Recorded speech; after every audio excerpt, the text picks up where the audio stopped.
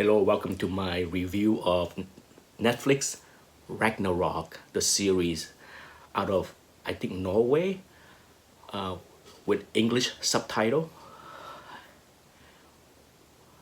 The name got me from the start, okay? I didn't care if the show is gonna be good or not.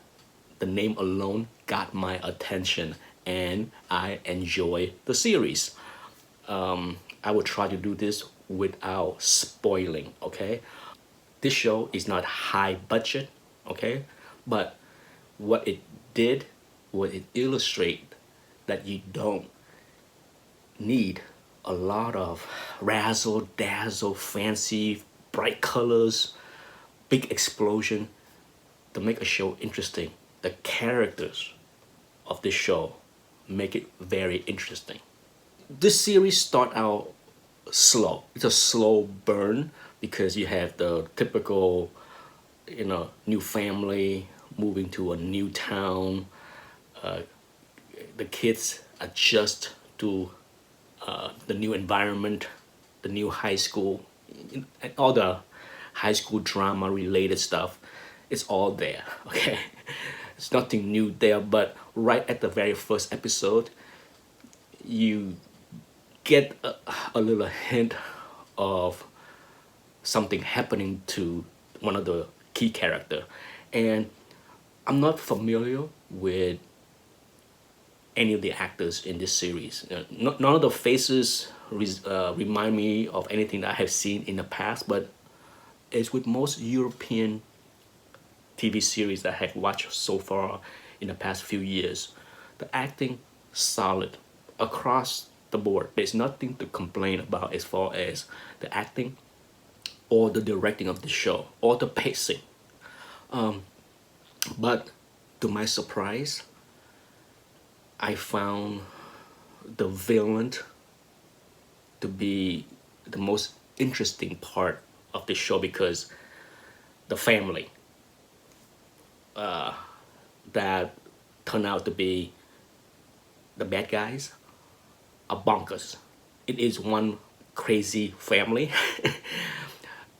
Whenever they are on the screen, they did a lot of crazy things that surprised me in many ways. From what they ate to what they did, I was like, what?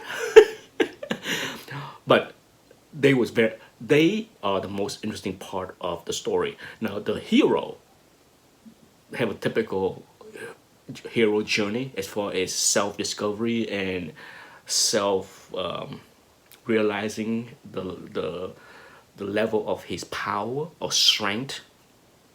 That's good. That's well done. But for sure, I think the show sped up and get much more interesting once both sides got to meet. Okay, at first it was him discovering his power, and you get to know who are the key player in the story as far as people with power. And then as things unfold and they try to discover who's who has the power, what kind of power he has, what is his intention, then it get really interesting. And by the end of the season, it get really good because by then everything is out in the open, okay? It is on, and my God, I want to see season 2 because season 2 is Ragnarok. So go watch it.